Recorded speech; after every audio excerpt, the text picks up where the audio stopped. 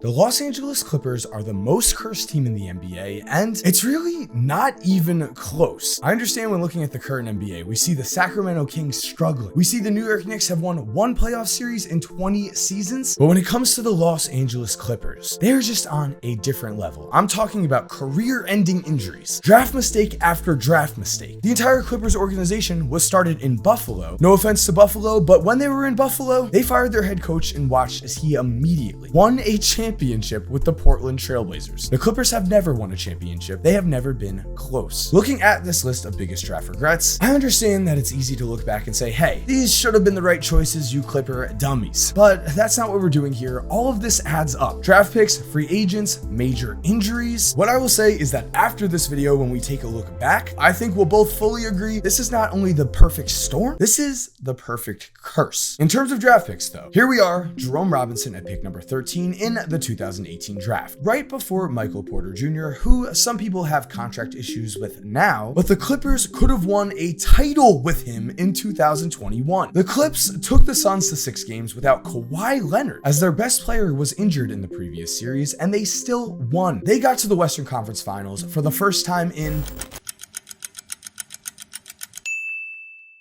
Oh, yeah, that is a lot of years. And yes, the Los Angeles Clippers got to the Western Conference Finals, of course did not have their best player to fight with, but still took the Phoenix Suns to 6 games without Kawhi and without Michael Porter Jr., who was healthy for these playoffs just last year, and I won't even say that he could have helped Kawhi not get injured, and PJ himself was a much needed bucket. He averaged 20 a game while the Clippers were playing with Reggie Jackson as their second leading scorer, and again, they took the Suns to 6. That is a very real missed chance at a title that just happened. We could keep a counter going right now. That is one. Then with a guy like Bryce Johnson, even at pick 25, the Clippers could have had Pascal Siakam or DeJounte Murray or Malcolm Brogdon, but somehow they chose the one player who would be out of the league in just 2 seasons. With Aminu in 2010, we know the Clippers love Paul George now. He's on their roster. They could have drafted him. They took Aminu 1 pick before Gordon Hayward and 2 before Paul George in 2010. They took Tyson Chandler with pick number 2, an awesome defensive anchor for the Mavs and Knicks, among others, but they could have had Kobe Bean Bryant's number 2 guy for 2 Lakers titles in Pau Gasol. And speaking of Kobe, the Clippers could have drafted him in 1996, or also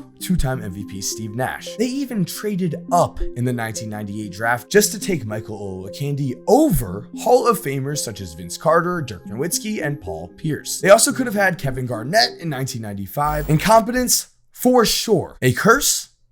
Well, let's keep on going. Immediately, the Los Angeles Clippers have never made even the NBA Finals, let alone won an NBA championship. They've made the Western Conference Finals just once last year, which is why I do think the curse could be coming to an end, maybe. But before we continue, guys, I want to give a huge shout out to SeatGeek because look at where I am sitting right now. The Nets and SeatGeek completely hooked it up. I had an incredible time. I was able to bring my fiance Angela. She's amazing. She had an amazing time as well. And so thank you to the Nets and SeatGeek. I have worked with SeatGeek for a long time, and I am so happy to finally be working with them again. Because guys, live events are finally back. We can finally go watch the NBA in person. I can go finally watch St. John's lose in person. Whether it's a sport, team, concert, or artist, you name it, our friends at SeatGeek have all of the tickets and have you covered. And the way they do it is also designed to make buying simple for you while also getting you the best deal possible. SeatGeek puts tickets from all over the web to make buying simple. SeatGeek also rates tickets on a scale of 0 to 10 so you can make sure you are getting a great deal. Green means good here, red means bad here, and personally guys, I love this feature. I use it all the time myself. I mean, who doesn't want the best deal? And SeatGeek has that, and I have the best deal for you because right now, if you use the promo code 2KMike on your first order on SeatGeek, you are going to get $20 off of your tickets. Yes, that is $20 off of your tickets with the promo code 2KMike on your first purchase. The link to download SeatGeek and the link for my promo code are both going to be in the description right down below. Go download SeatGeek and use my promo code 2KMike to get $20 off your first purchase. Again, guys, personally, I do use SeatGeek all the time. I love them. Now back to the video. But I will also say maybe, because listen to this absurd history that this franchise has. Overall, out of the 30 current teams in the NBA, the Clippers are 20 29th in win percentage, ahead of just the Minnesota Timberwolves. And I'm pretty sure the Los Angeles Lakers moved out of Minneapolis, Minnesota to LA to gain the ultimate advantage. They rank second in win percentage, but the Clippers, playing in that same Los Angeles city, are currently only beating the place that the Los Angeles Lakers left, Minnesota, which means we have to ask the question, how is that possible?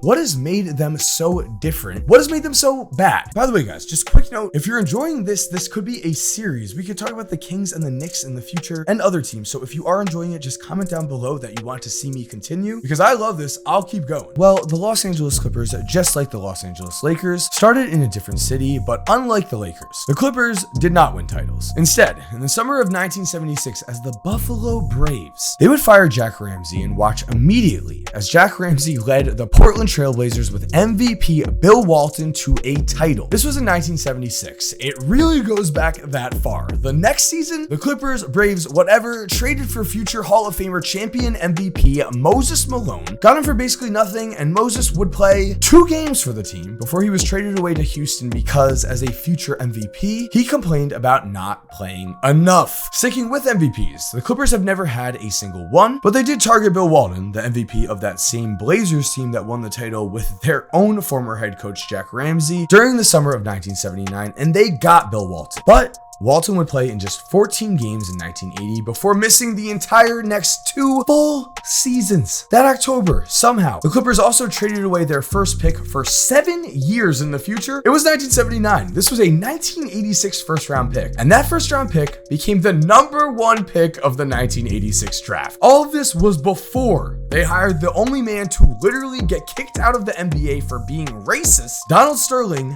as their owner. Of course, I stand by the NBA in kicking him out, but the change in ownership would take place, and it's like someone was angry. The injuries started to pour in for the Clippers. In 1986, Derek Smith would average 22 points per game in his 3rd season, and then, after his career was only headed up, he would blow out his knee and was never the same player. Meanwhile, Clippers all-star Norm Nixon, he had the same injury playing softball and missed the next 2 seasons. He was also never the same and retired in 1989. As for the Bill Walton injury we mentioned before, well, now in 1985, Bill Walton was traded to the Celtics and played 80 regular season games, was 6th man of the year, won a championship with the Celtics, all while in his mid-30s playing just in a different jersey. In 1987, the Clippers missed out on Scottie Pippen, Mark Jackson, Reggie Lewis, among others. This just gets a lot, because in 1988, the Clippers would draft Danny Manning #1 overall, and after leading Kansas to a national championship on a team that was titled Danny and the Miracles, Danny Manning with the Clippers would blow out his knee just 26 games into his career and never came close to regaining the same dominance he once showed. In 1989, the Clippers drafted Danny Ferry. He refused to go play for them, and they called his bluff. So instead of playing for the Clippers, Danny Ferry went and played in Italy for the entire 1990 season. And so the Clippers were forced to trade Danny Ferry for Ron Harper. And in that very same season, in 1991, Ron Harper would tear his ACL for the Los Angeles Clippers. Then in current times, 2007, Shaun Livingston suffers one of the worst injuries we've ever seen. We don't even have to show it. In 2009, Blake Griffin was drafted #1 overall before Steph Curry. But I won't blame the Clippers for that. Looking at Blake Griffin's early career, the man established himself as a top 10 player in the NBA, or was at least close if you want to argue, but he was putting up those type of numbers and he was getting those type of awards. But we can't forget that Blake missed his entire rookie season with an injury, and then Blake and Chris Paul would both suffer impactful injury after injury and never made the Western Conference Finals, despite being hyped as an incredible Lob City era team. Then as a 35-year-old on the Suns, Chris Paul would make his first finals. Then just moving to right now, we're hit with everything that has happened since the Battle of LA was announced by someone I don't really remember at this point because there's been no battle. The real battle has been between an injury curse and the Clippers, as it appears yet again that this injury curse or whatever is happening is popping back up. Paul George has missed serious time since signing with the Clips, as has Kawhi Leonard, who we mentioned way back. Kawhi was hurt just last season in 2021 when the Clippers had a real chance to win the title. He was also playing the best basketball he had ever played. It is stuff like that, and it's stuff like this. This very season, February 4th of 2022, the Clippers traded for Norman Powell. On February 10th of 2022, in less than 1 week, Norman Powell would suffer a fracture in his foot and miss 22 straight games. 22. All of these injuries, all of these horrible draft selections, all of these horrible choices, we can call it whatever we want. Bad luck,